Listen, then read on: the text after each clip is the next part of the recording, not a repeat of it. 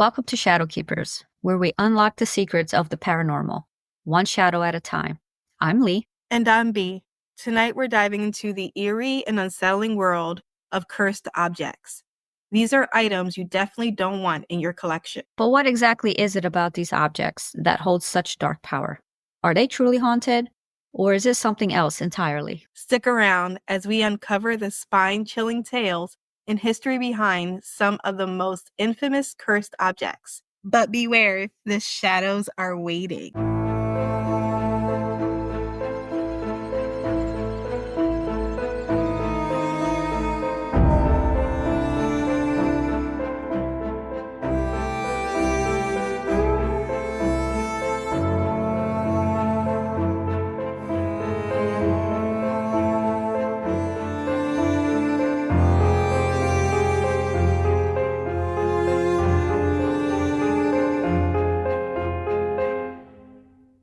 I dug into the sinister legends of the world's most cursed gems. The first gem is the Black Diamond of Orlov, also known as the Eye of Brahma, is one of the most infamous cursed gems in the world. This 67.5 carat black diamond has a dark and mysterious history, surrounded by legends of tragedy, theft, and a curse that has claimed more than a few lives.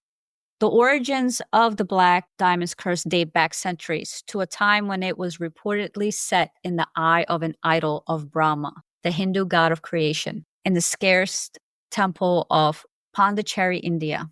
This idol, said to have been imbued with spiritual energy, held the diamond as a powerful relic symbolizing life and rebirth. But according to legend, one fateful day in the 19th century, a European man stole the diamond from the idol's eye. This act of sacrilege, some believe, set a curse upon the stone, condemning anyone who possessed it to meet a tragic end. From the moment it left the temple, the black diamond seemed to bring nothing but misfortune to its owners. One of its first European owners, a Russian princess named Nadia Orlov, was said to have acquired the diamond after it mysteriously appeared in Russia. The curse struck when she fell into a deep depression and eventually took her own life. Not long after, another Russian noblewoman who owned the stone, Princess her name is really crazy, Leonila Baratinsky, met a similar fate, also taking her life under tragic circumstances. But the tragedy did not stop there. In the early 20th century, the diamond appeared in Europe once again, passing from one noble owner to another, each of whom faced financial ruin, misfortune, or mysterious illness. Perhaps the most famous part of the Black Diamond's curse involves three of its owners who eerily all met their deaths in a similar way. In the early 1900s, both Russian princesses reportedly leaped to their deaths from tall buildings within a short span of each other. The details of the deaths are murky, but both women were known to have owned the Black Diamond and believed it had cursed their lives. Years later, in 1932, a New York jeweler named J.W. Paris obtained the diamond and attempted to sell it in the United States. But soon after acquiring the stone, Paris became haunted by misfortunes, and much like the princesses before him, ended his life by jumping from a skyscraper in New York City. His death only reinforced the legend of the Black Diamond's deadly curse. Over the years, jewelers have attempted to break the curse by recutting and resetting the diamond. In the 1950s, famed diamond dealer Charles F. Winson acquired the gem, hoping to rid of its dark past by reshaping it into a 67.5 carat stone. Winson placed it in a setting surrounded by smaller white diamonds, hoping that the new design would deflect the curse. This transformation seemed to work. No further deaths were reported among its later owners. In recent years, the Black Diamond of Orlov has been displayed and showcased around the world, with its mysterious allure drawing curious visitors. Some say that the curse has finally been lifted, while others believe the diamond's dark energy merely lies dormant, awaiting for its next victim. To this day, the Black Diamond of Orlov remains a legendary artifact, shrouded in mystery. Whether the deaths and misfortunes that plague its owners were the result of coincidence or curse, one thing is clear. The Black Diamond has a history as dark as its name. Did it say how much it was worth when it was whole? No, I didn't find any price tag on it. But it came from the Hindu god of creation and its eye. That's when it got stolen. But how But much? it was in a what, And then it like, mysteriously appeared in Russia. it was in a like in set in a statue? The idol of Brahma, the Hindu god of creation. It was on the idol's eye because then it mysteriously appeared in Russia and Nadia acquired it. How? It doesn't say. Hmm. It says, I tried to Google it. A natural or treated could cost anywhere between 200 to 300,000 Now or back then? now, Mm. which isn't a lot. No, not really.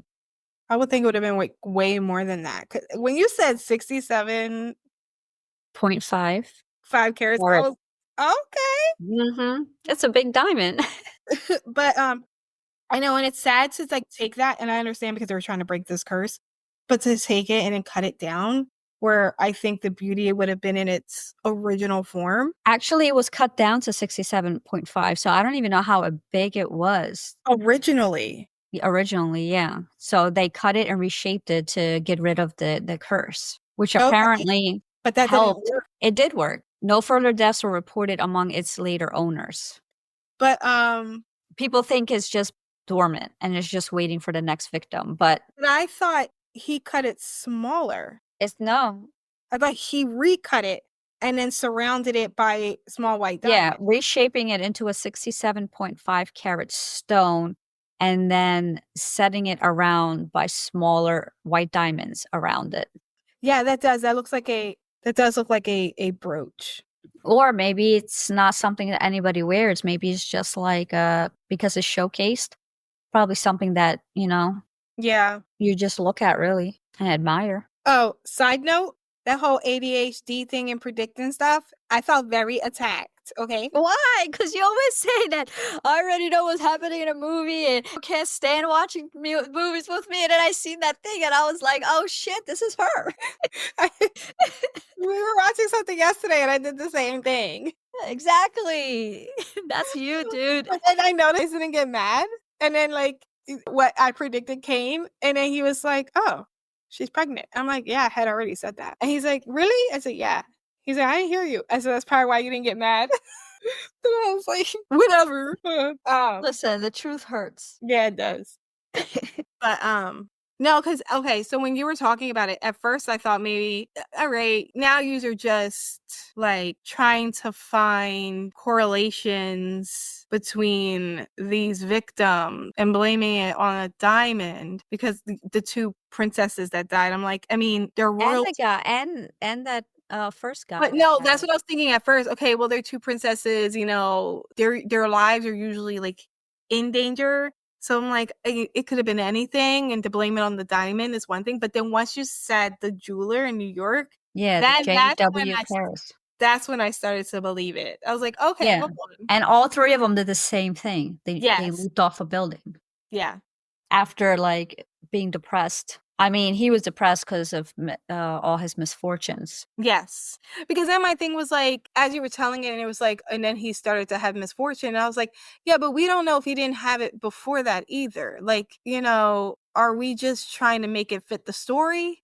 Or was he really up and coming? Was he like successful and then he got this stone and then he started to downfall? Or was he struggling before? But then once you said that he also then jumped, I was like, oh, maybe that is cursed. But then Yeah. for that to be the case, to I'm trying to find the words. I don't want to say ballsy. To be confident enough to take this gem and recut it and to be like, "Oh, this curse won't affect me." Like I the mean, it's hubris in it. Like y- for you to be like, "Oh, it won't affect me. Oh, it won't happen to me. Let me try." I'm not doing that. I'm not putting myself at yeah, but risk. you have this beautiful black diamond that's That- worth a lot of money. Like, you're yeah. going to do what you need to do to try to break this curse and make money off of it. Like, you can't just look at it and be like, "Okay, yeah, I don't wanna have anything to do with it." Yeah, I can because Not if you're a yeah, jeweler. yeah, listen, That's your job. I get it. It's rare, it's beautiful. There are other black diamonds out there. There are all other color diamonds out there. I'm not gonna risk a curse on myself to Yeah, but if Winston was like a really good jeweler, like he's not afraid of the legend. He's gonna be like, okay, well, let's change it. Let's change it and just, reshape it, and then maybe, it will work and I can sell it and make some money.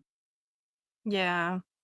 Which now it's being displayed at a museum, so Yeah. I guess I'm not really like, I don't find like, I like jewelry, but, like, if I don't have it, I'm okay with it, but I guess so I'm like, I don't see the risk, and I don't see myself taking that risk for something. But a lot of people don't even believe in legends and stuff. They're like, yeah, okay, whatever. This happened. It happened. But you know what I mean? Like, Yeah. you're not going to let it stop you from acquiring something that you really want or making money off of something that you have. So that diamond, I think, recently sold for 352,000. Was worth between 100 to 200 and promptly sold for 352 at Christie's Magnificent Jewels auction just months after she changed her mind and perhaps her own fate forever. My next one is the Koh-i-Noor diamond. One of the world's most famous and controversial gemstones is not only remarkable for its size and beauty, but also for the dark legend that surrounds it.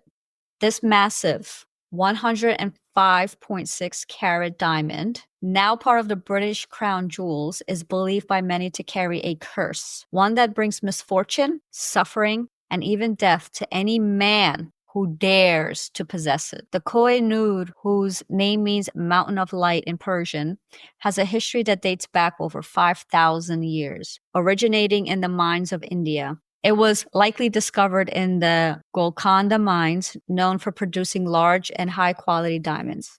The diamond's early history is steeped in myth and mystery, with some legends suggesting it was a gift from the gods.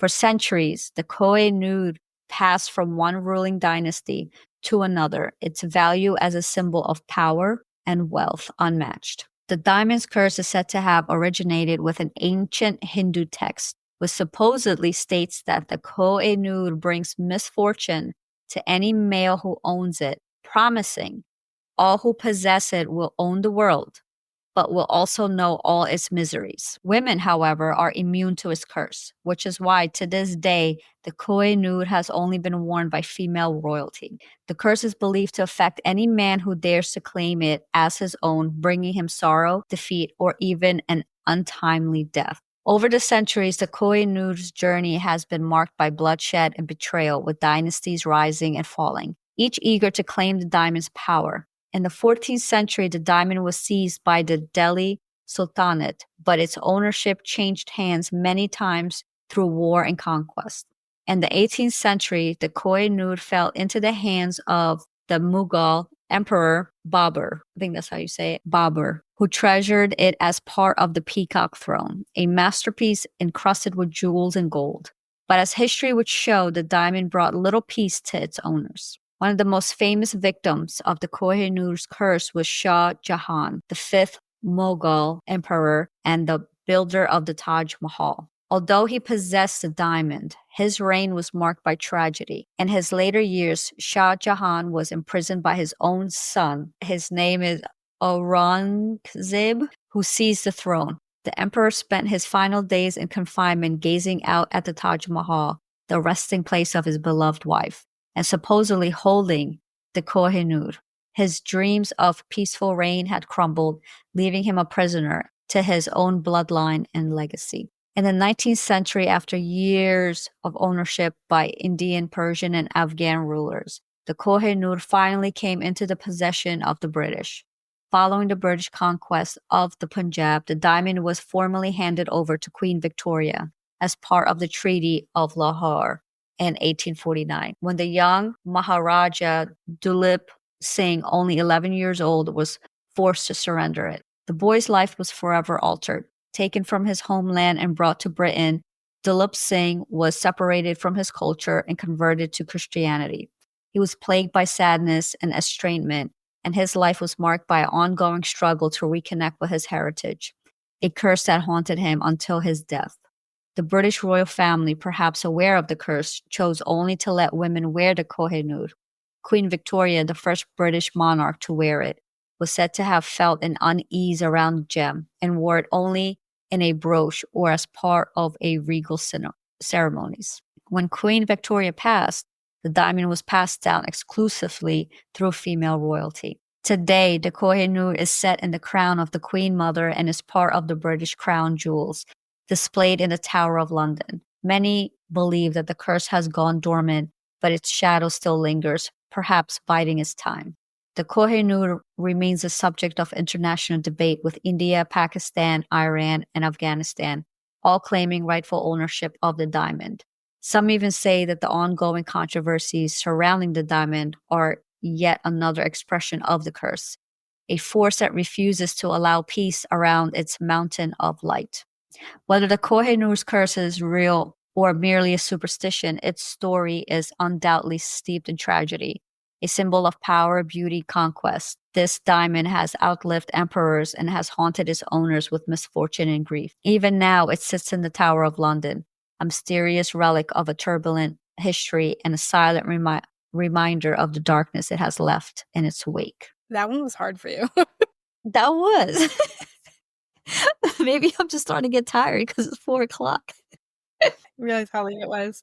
I want to know how they know. I guess because I don't know anything about this, but like how they dated it back to 5,000 years old. I feel like something that old, I just couldn't even. I wouldn't even be able to touch it Why? because I feel like I can't even fathom time that far back, and I feel like things that old shouldn't even be touched. I feel like touching it is tarnishing it. And it is odd that now it is in the hands of a British monarch, though there are 3 other countries in the Middle East fighting over it. Yeah, because they're like, it's ours. And I thought that it's a Hindu curse. I thought the Hindu religion was about peace and enlightenment. I don't know. I So, mean, like, it was found curse? in the diamond cave in India. So they're just assuming the origin of a curse. They tied it to a religion for no reason at all. I mean, I guess because it came there. It came from there. Yeah. Well, like, there's no religion to tie it to a religious curse. You can just say it's cursed. Exactly. But is it yeah, That because it's like, how does it know? How does that diamond know who to curse and who not to curse? Yeah, like the last diamond, the black diamond you were talking about, it didn't matter. Yeah, that didn't gender It didn't didn't matter matter. whether you're male or female. It was whoever possessed the diamond is who it cursed. Where it's true, and that's what I'm saying. So then is it like did every male who held this diamond, did it want too much? Like, you know how, like, I'm trying to, like, maybe they wanted too much power? They were too aggressive? Because, yeah, she was a queen, but it doesn't mean she wanted to conquer anything. You know, like, what's that saying? Because it said all who possess it will own the world, but will also know all its miseries. Yeah, That but only apply to men. but because they will be given everything, and I think okay, so, like okay, like, I think of, like, Tony. Tony is a supervisor, right? But he never wanted to be one. So he leads a little differently. But he had a friend who was also that, he put up to make to be supervisor as well, um, the 2nd shift, because he does 3rd shift. And he thought he would be a good supervisor, and I asked him why. And he said, well, he was in the military and he led troops and he had people underneath him. And I was saying, being in the military and being a troop leader and being a supervisor are 2 different things. Because when you're in the army and you're leading, there is no back talk. There is no disrespect. There is no opinion you can give except what your leader is telling you to do. And in the real world, as a supervisor, you could tell somebody to do something, and if they don't agree or don't wanna do it, they'll talk back to you. And it's on how you lead that you deal with that situation. 'Cause then he was like, "I didn't realize how aggressive of a leader he'd be, Mhm. and because of his background." And I said, "But he wanted to be a supervisor because he wants to be in power. You don't want to." And I feel like people who don't wanna be in power lead better than people who do, because you find a way to make you feel comfortable with it. 'Cause you don't believe in having that absolute power. So it's like these men who had this diamond seeing everything they could have, even knowing the consequences, still went after it. We're saying maybe women understanding that there are consequences to taking more than what I need. I don't need that. Does that make sense? Yes, it makes sense. Because I don't know any. Oh, no, the Queen of Spain was very, greedy. But other than that, I don't know any other queen who. Okay, well, what about this one king that was a child that was 11 years old? He had it and he was forced to surrender it. But he still his life was still cursed. He still went through all that misery and, was taken from his homeland and forced to change his religion and just spent his whole life trying to reconnect with his heritage. He was still cursed, but he's only 11 years old. He I doesn't even know how to be Yeah, that type of aggressive leader like a man would be at that that's time. true, but then it's like, to me, I'm also thinking, like, is all his misfortunes because of a curse? Or if it is it because he was 11? How many children who become a king, because really what it is, only a child that's a male will be king, actually live to adulthood. I think only one, and I forget his name, it was an Egyptian pharaoh, and he only made it to adulthood because he married someone older and she helped him. And that was I think a child pharaoh in Egypt, King Tut. He married his half sister so that he would live, but he died at 13. Yeah. But I think him being a child king is also why he had such misfortune. No one's gonna want a child as their ruler because there's no one to protect them. Yeah, but this child was forced to surrender it to Queen Victoria as part of the treaty. And then since then, his life was altered and, he fell into all this And it's like, who forced him? issue. Well, if it's a treaty, then it's the British and wherever Dilip Singh was came together.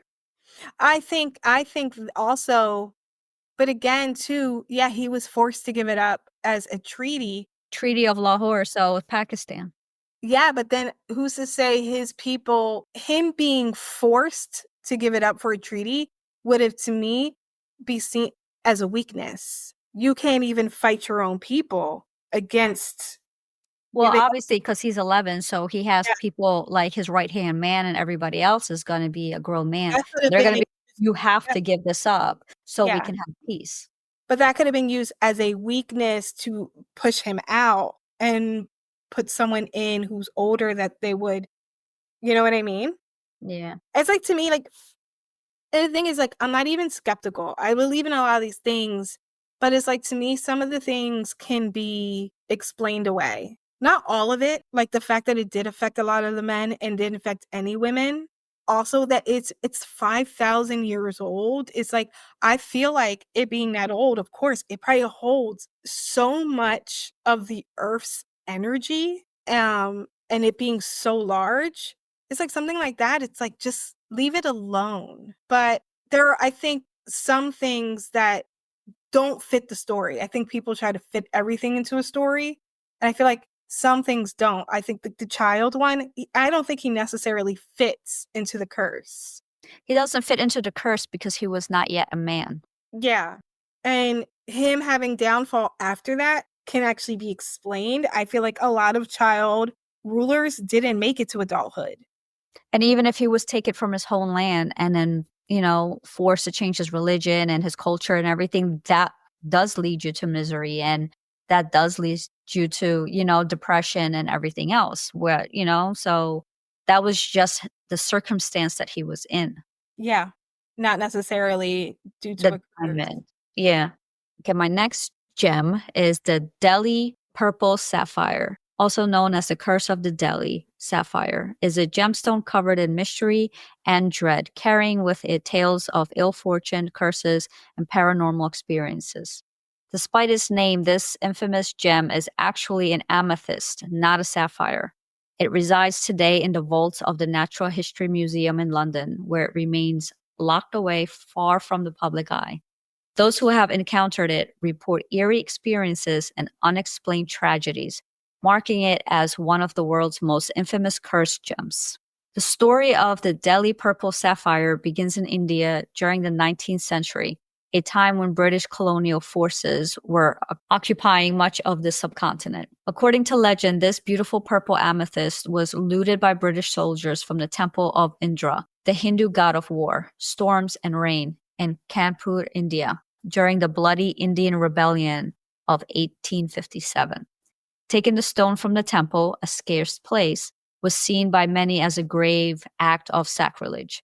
The locals believed the gem carried a curse, one that would unleash misery and misfortune upon anyone who dared possess it. The amethyst eventually found its way to England, where it was brought by W. Ferris, one of the British soldiers who had looted it from the temple. Not long after returning home, Ferris's life took a dark turn. His family suffered a series of unfortunate events, including mysterious illnesses and a rapid decline in wealth. Ferris himself faced a series of failures and personal miseries that defied explanation. Recognizing a pattern, he began to suspect the amethyst was cursed. Desperate, Ferris tried to rid himself of the gem by giving it to a friend, but this friend soon faced similar hardships, experiencing illness and financial ruin. The stone was eventually returned to Ferris, who then locked it away, hoping that distance from the gem might ease its grip on his life. It did not. The curse continued even after Ferris's death. The amethyst was passed down to his son, who inherited not only the gem but the same string of disasters. He too tried to part with it, lending it to various acquaintances, all of whom reported disturbing misfortunes shortly after handling the stone. In time, the gem became infamous among those who knew of its reputation, and few dared to accept it. In the early 20th century, the gem came into the possession of Edward Huron Allen, a noted scientist, author, and scholar who also had a deep interest in the occult. Huron Allen, a skeptic by nature, initially disregarded the gem's reputation. However, after acquiring the amethyst, he too became plagued by a series of bizarre and terrifying experiences. Huron Allen's experiences with the Delhi purple sapphire were chilling. He began to report feelings of unease, unexplainable fear, and haunting visions. On multiple occasions, he claimed to feel a sudden surge of dread when near the gem, and he experienced a deep sense of foreboding that he could not explain. Even more disturbing, Huron Allen began to see strange, shadowy figures in his home, as if he were being watched. These occurrences deeply unsettled him, making him question his own beliefs. After friends who borrowed the gem also suffered misfortunes, including one who nearly drowned after accepting it, Huron Allen decided the amethyst was cursed. Determined to rid himself of the stone, he threw it into a nearby canal, hoping that its watery depths would conceal it forever. However, months later, the gem mysteriously returned to him. A dealer had found it and returned it to Huron Allen, having learned it was his. Realizing he could not rid himself of the stone so easily, Huron Allen took drastic measures. He placed the amethyst in 7 separate boxes, each sealed with protective charms and warnings about the gem's curse.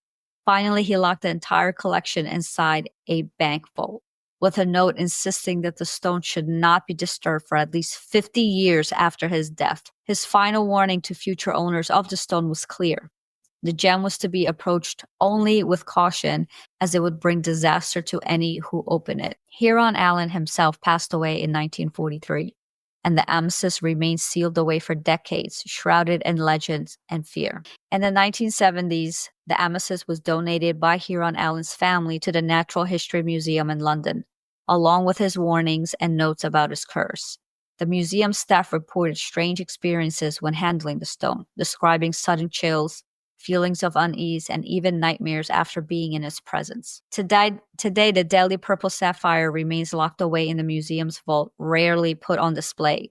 It serves as both a scientific specimen and a chilling relic of the past, carrying with it the heavy weight of curses and supernatural lore. Those who have encountered it still speak its disturbing energy, an aura that seems to carry the echoes of tragedy and misfortune from its haunted history. The Delhi Purple Sapphire may be beautiful, but its allure comes with a sinister edge. Whether the curse is real or simply the product of fear and imagination, the dark legacy of this amethyst endures. It remains a powerful reminder that sometimes objects carry with them more than meets the eye, and that not all treasures are meant to be possessed. Where did the first gem come from? The very first one Yeah. came from India. So all 3 gems came from the Middle East. The Kohinoor diamond originated in the mines of India. Yeah. And then this one also came from a India. temple in India. Yeah. Yes. So Because it's Delhi is, yeah. all 3 came from India? Hmm. India, that's a very old country. It is a very old country. What's And missing they and today? and they mine gems there. You can find so many different types of gems that they mine there. So I don't think it's a coincidence. I think that's just where you find a lot of your gems in the mountains. Yeah. No, I understand that. Mesopotamia today is Iran, Syria, Turkey, and Iraq, which is the oldest. India is South Asian. Yeah. So I was just wondering because I found when you were saying it, I'm like, wait a minute, the last one came from India too. And I was like, where did the black diamond come from again? Because the 2 princesses that had it were Russian, which technically is still Asia. But I was like, oh, that's kind of interesting. I don't want no gems from India. That's Don't worry, because the next story is also from India. yeah. Yes.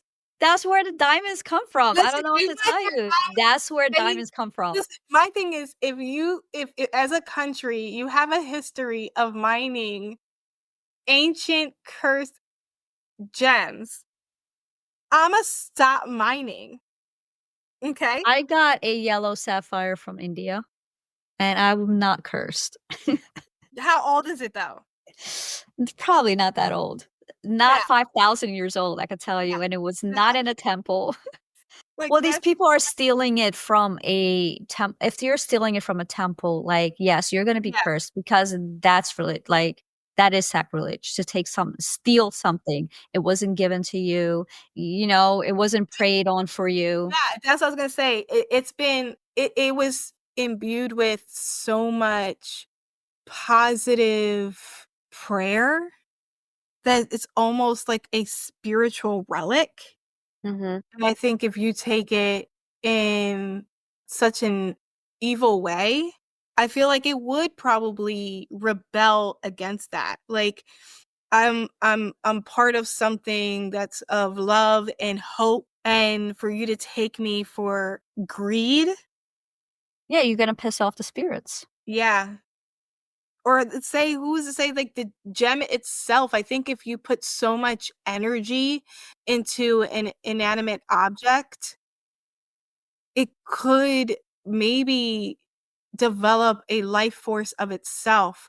And because it's not being done by like a singular person. Like I have a gem and I'm putting energy into it. It's maybe thousands of people putting their own energy into it. It could have like a spark of its own energy. Yeah, it's gonna rebel. Um, which is wild. And this one actually sounds like it is haunted. If people were seeing shadowy figures Mhm. and having nightmares and, you know what I mean, just feeling like goosebumps and chills every time you even come across it, like, to me, that sounds generally haunted by some type of spirit, like, or spirits, What do you especially think? because this was stolen from a temple as well. Yeah, and that's the thing too, like, a lot of things when countries were being pillaged and conquered, they were stealing mainly from churches and temples because churches and temples, all their relics were made of real gold Mhm. and real gems. Like even churches, they would steal the chalice, they would steal the crosses, the crucifix, because they were all made of real gold. And that's Yeah. why like a lot of churches keep them locked up, or now they have like fakes, because they can't afford to have something real on display where they're going to be stolen. Another thing is like they I like that it was donated to the museum basically to keep whoever would have possessed it next safe. But then it makes me think museums already have so much of the world's most valuable things. Is it okay for museums to possess so much of those things? I mean, if it's being donated, I think it is okay. Like, if I it's guess something that's yours and you're like, "I want to give it to you to display it because yeah, I don't wanna pass this down to my generations. like I was something, cursed," and yeah. you don't want your children and grandchildren, to be cursed But as then I well. think too, like you think of archaeologists who go to other countries to dig, and then whatever they find, they bring back here. And I'm thinking like, shouldn't, if you're just gonna put it in a museum, shouldn't you just leave it in the country it came from and have them put it in their own museum? I mean, as long as it's okay with that country, I mean, I think a lot of countries aren't okay with it. I think it's a lot of countries have a finders keeper policy, but I do think a lot of countries too do have like, oh, it's on loan and you have to give it back. But I think it's a lot of the things that we're such a young country, but a lot of the things in our museums don't belong to this country. So it's like, should we even own it? Like that gem, that technically doesn't belong. I don't remember where you said the museum is at, London? but it doesn't belong in London. It should go back to a museum in their own country, because a lot of the countries that these gems come from aren't as rich as a lot of the countries that possess them now. Yeah, So, it was taken to Britain from a soldier that had stolen it from the temple. yeah, he should have been cursed. He should have been cursed, and if anything, the family should have returned it to the temple. I mean, I don't Yeah. think it would exist by now, I mean, No, it wouldn't have, but return it to its country and to like a temple in that country. I don't know about a temple because today greed is wild. It is I would wild, but say, if you do your research and then you can find a temple that's not greedy and might, put well, it back into an idol or yeah, make an idol for it and then display it as it was from the beginning. because I do know they have like huge temples in India and they're very Yeah. beautiful. They look like they have a lot of those types of things on display, and you could, and which probably means they're guarded very well. They probably have their own type of museum as well, where they probably have guards and protection too, where they could have it. I just think that some of these things, maybe if you return it to, okay, maybe that temple isn't there anymore, so therefore you can't return it to them, but you could still return it to its country that it belongs to. Who's to say it never wanted to leave where it came from? So just return it. Like, yeah, Yeah. we're mining these gems and then they end up being cursed. Well, maybe they didn't want to be mined. I don't know. Yeah, or maybe they don't wanna be taken from where they originally came from, so returning stuff will end the curse, I believe, because you're basically taking it back home to its home. Yeah. I just like I was just thinking about because with your stories I'm trying to take notes. But it's like seeing how all these gems are cursed. And they're all coming from the same place. Yeah. Because then they're even in these other museums and they're not even being displayed. Yeah, but nobody's even, like, cleansing the stone, like, anybody tried to smoke cleanse the stone when they acquired it, maybe clean the energy that's already associated with it? I think a Or lot of they people just didn't know those things back then. probably didn't. I would have dipped that in holy water Mhm, something. I and would have smoked it out. had the priest be like, "Can you say a prayer on this?" Because I can, like, if I buy a new rosary, I can take it to church. I can have it dipped in holy water, and then it could be prayed upon and so it could be blessed, Mhm. you know? Yeah. So I would have had that done. But a lot of people, one, don't believe in that. Two, if you're stealing it, you probably aren't, like, deep into religious practices and spirituality, so Yeah. And even if you were, I feel like you who stole it, then trying to cleanse it, you took it by bad intentions. yeah. So And so you can't it can't possibly bring you good luck no. because the way you took it. Yeah. But then if he gave it to someone else who didn't know and they blessed it, then it might have been okay. True, because then when he handed it down to his son still received the same misfortunes, Yeah. A illnesses and museum, stuff. I don't think museums would cleanse I don't think they would that cleanse. anyway because they in their mind they're going by scientific means and they probably wouldn't want to do anything that could tarnish or damage an Mhm. item. Though I feel like if you're a gem, dipping you in holy water or sage smoke around it or whatever wouldn't harm it. But I'm not a scientist, so I don't know. So, my last gem is the Hope Diamond, one of the most famous gemstones in the world. It's not only renowned for its size and stunning deep blue color, but also for the dark legend and curse that surrounds it. This 45.52 carat diamond, which now resides in the Smithsonian Museum in Washington, D.C., has been blamed for centuries of misfortune, bringing tragedy, financial ruin, and even death to those who dare to possess it. The story of the Hope Diamond's curse begins in India, where the diamond is believed to have originated over 1,000 years ago. According to legend, the diamond was originally a much larger, crudely cut stone that was set in the eye of a statue of the Hindu goddess Sita in a sacred temple. One day, a French gem trader named Jean Baptiste Tavernier reportedly stole the diamond from the statue, an act of sacrilege that angered the goddess and unleashed a curse upon the stone. Again, stolen from a temple in India, this diamond, often referred to in historical records as the Tavernier Blue, eventually made its way to Europe, but not before Tavernier himself experienced the curse. Shortly after selling the diamond, Tavernier reportedly fell into financial ruin and later died under mysterious circumstances, possibly as a result of fever during one of his expeditions. Some versions of the tale say he was mauled to death by wild dogs, a grim fate that became part of the diamond's dark legend. In 1668, the diamond was acquired by King Louis XIV of France, who had it recut to enhance its brilliance, renaming it to Blue Diamond of the Crown. Louis XIV wore it proudly, believing it to be a symbol of divine favor. However, over the years, many who came into contact with the diamond met unfortunate ends. Several members of the royal family who wore the gem were stricken with illness, injury, or death, and France itself saw a period of political turmoil.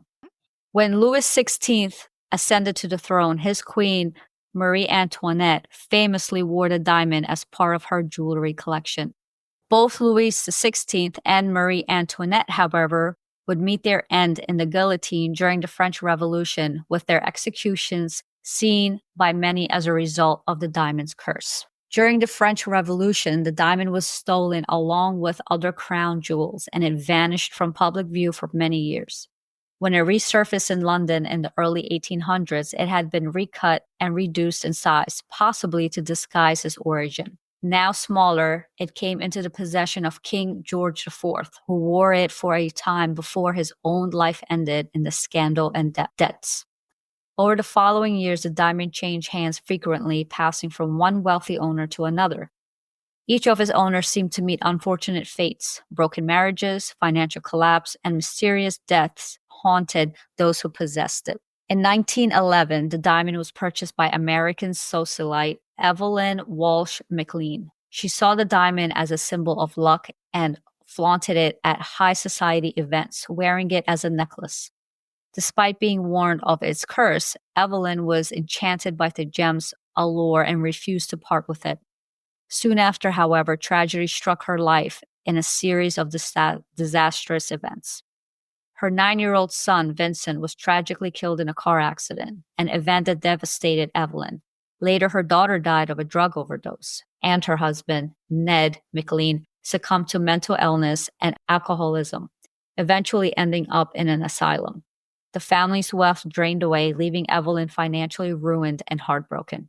She continued to wear the diamond, but her life had been consumed by the darkness that seemed to follow it. After Evelyn's death, famed jeweler Harry Winston acquired the Hope Diamond. Rather than selling it to another wealthy buyer, Winston decided to donate it to the Smithsonian Institution in 1958, where it remains today.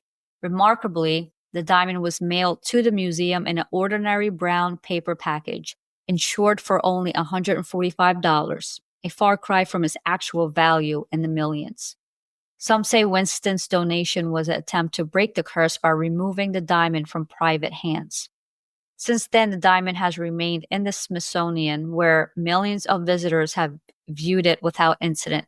Many believe the curse was broken when the gem was put on display for the public, although the Smithsonian staff occasionally report minor incidents, lights flickering, security alarms malfunctioning, and unexplained chills around the diamond. To this day, no one knows for sure whether the Hope Diamond's curse is real or merely a myth fueled by centuries of unfortunate events. Some speculate that the tales of misfortune are exaggerated, or that the diamond itself is simply a symbol of the hubris and recklessness of its wealthy owners. Others argue that the diamond carries the weight of its original theft from the temple in India, with a curse that can never be fully dispelled. Whether the curse exists or not, the Hope Diamond remains a stunningly beautiful mystery, a reminder that sometimes even the most exquisite treasures come with a cost.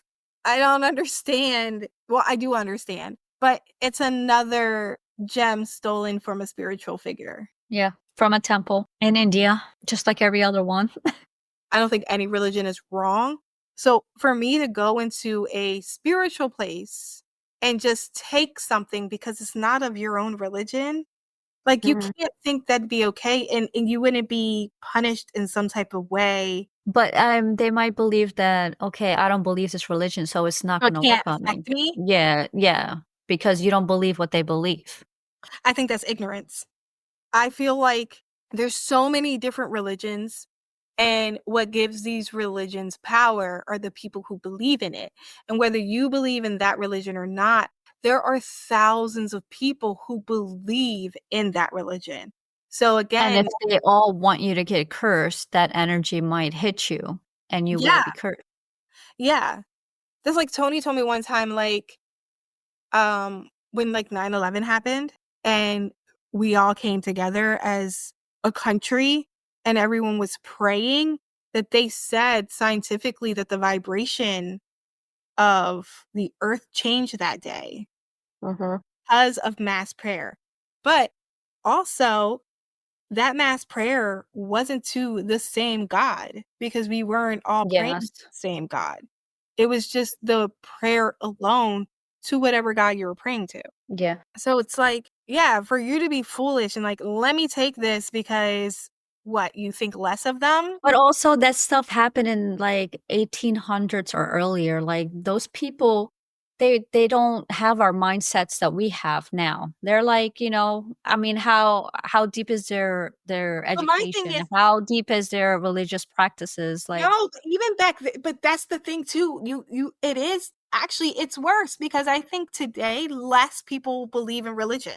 yeah, Today, but we're people, smarter in other ways. yes, but back then they believed more in curses and religion and being smited. I mean, they were burning witches. So like they believed more in curses then than I think today people, I don't know, I kind of think people today do believe in curses, but I think a less amount of people today would believe in curses because they would feel like we evolved past that type of thinking. Where back then I think more people would have believed in it But because of if mass. you believe in it, like, why would you steal something? Why would you steal something unless you truly didn't think there was any consequences to your behavior? Like I nothing think would happen to that you. I'm just gonna put this in my pocket and I'm just gonna walk away and I'm gonna be rich. I think it's that. The thing is, it's not like they were told it was cursed. Yeah. They believed it was cursed after. Like, Unless their guilt cursed them. yeah. Because my thing is like, knowing an object is cursed might prevent you from stealing it, but not knowing that it's cursed or you taking it is what cursed the object. Yeah, I believe like guilt would have something to do with it. Like you feel so guilty for what you did. You're just bringing misfortune to yourself because, that's just karma. Especially especially since it's such a these are all spiritual figure like these were all stolen from a spiritual figure. It's not like you stole a ring or a necklace or a brooch. You literally dug something out of a statue that means Mhm. something to a whole culture. Yeah. I don't think there was guilt. I don't think they felt guilty at all. Yeah, because how would the princesses go through the curse if they didn't steal it? It just showed up. And that's how they acquired it. So they didn't steal it from anybody. You know what I mean? They didn't do what was done to it. But yet, But that jewel, that diamond cursed them anyway. yes, I think because it needed to be returned. Yeah. I think 100% if it was returned, it would have been done. But how would the princesses even know where it belonged? That's true. You know what I mean? So they're like, oh, look at this beautiful diamond. Oh, I'm just going to wear it one day and that's it. Like, But I think a curse is a virus. It affects anybody. yeah. Unless you're Because that's the energy that that diamond was holding. yes, So it was transferring into you. yes. Unless you're the that one diamond where it only affected men. Then I'll be happy to be a woman and wear it. Even though they did say they felt something, it just didn't Yeah, affect they felt unease. They felt unease around it. yeah.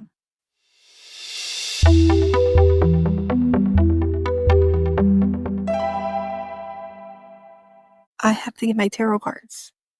I had to take all my stuff out of the my office because it's my spare bedroom because I don't want nobody to touch my stuff. Okay.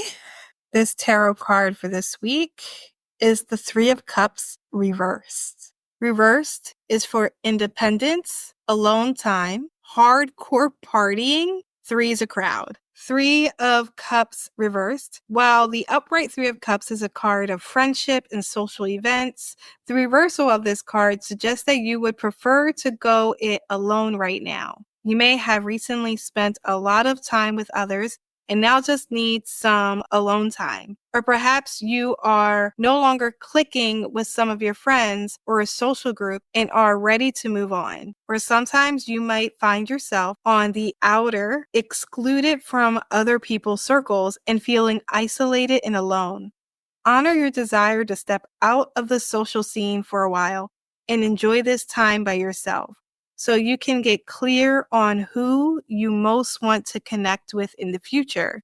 If you are involved in a creative project, now might be the time to work independently rather than in a group. The reverse Three of Cups can show that your creativity is being stifled or you are being forced to conform to the group. So my intention was what to look forward or expect in the upcoming week. And since we're about to have a holiday, that's really what was messing with Yeah. my mind. And I am not looking forward to having a bunch of people because I have a low social battery and being on for 4 days is a lot for me. That is a lot. And I even started getting a little sick from the stress and the anxiety of it. So I Mhm. think that's really what the card is about. And Yeah, sounds I'm not, perfect I'm not actually. I'm not ready. Especially because the holidays, like all the family gets together and there's a lot, Yeah. that's happening and going on. Like, yeah, that makes a lot of sense. And it's like we're hosting the holiday, so it's like making sure everyone is happy and satisfied. And I know things are gonna go wrong, but it's like things going wrong and then feeling like it's on me because Mhm. I'm hosting Yeah. and there being like it's no escape. Mhm. I can't You leave. can't just go home. Yeah, There ain't nowhere to go. exactly. So Yeah, I hate hosting. I like to just show up, eat, take some food, and see ya. I don't mind hosting because I actually like hosting for a day, a Mhm. singular meal. But to host for 4 days because everyone's coming from out of town, that's where it stresses me. Because I'm not just cooking a singular meal, I'm providing breakfast, lunch, and dinner for all these days. And it's like the Yeah. expectation. Mhm. So that's what's stressing me out. Yeah. But okay, card, thank you. Thank you for being accurate. I know, which I hate when these tarot cards are too on point because I feel like then I'm like, I even told Tony this, like, it makes me feel like I'm way too connected to the universe, which a lot of people are like, oh my God, yes.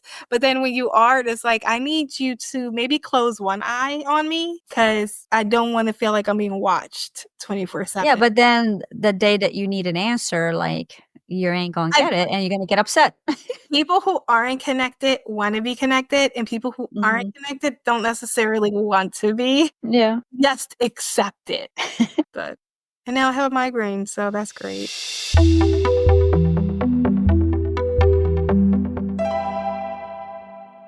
That wraps up today's chilling dive into the world of haunted objects. We know we've only scratched the surface on haunted, cursed objects, and that there is more to uncover, but that will be a story for another day. Remember, the next time you pick up a vintage treasure, you might be bringing home more than just a piece of the past. If you have any experiences with haunted objects, the paranormal, the supernatural, or a type of encounter that left you questioning reality, we'd love to hear your story. Reach out to us in our email, Instagram, or Reddit link in show notes, and your story could be featured in a future episode. In the world of shadow keepers, nothing is ever what it seems. Stay vigilant, stay awake, stay aware of the shadows that follow, because not all shadows are harmless. Peace, bitches. You having a party over there?